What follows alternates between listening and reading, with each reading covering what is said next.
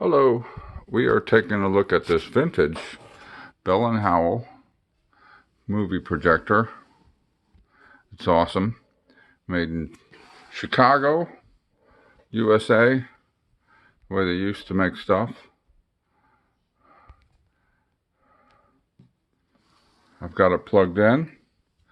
I notice I have the light turned on. I know sometimes it takes a minute to warm up, but the bulb is out, so you're not going to have a light. This is 8mm Filmo Master 400. Let's flick the on switch and see it is rolling.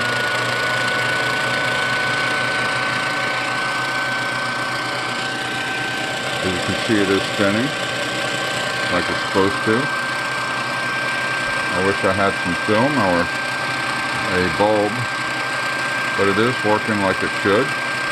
Bulbs are available online. I have bought bulbs before for as low as $8 a piece with free shipping. Good luck on finding that deal. They go up to about $30. Blower's working great, cooling off the motor.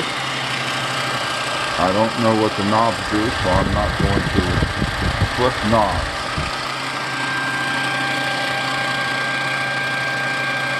Awesome.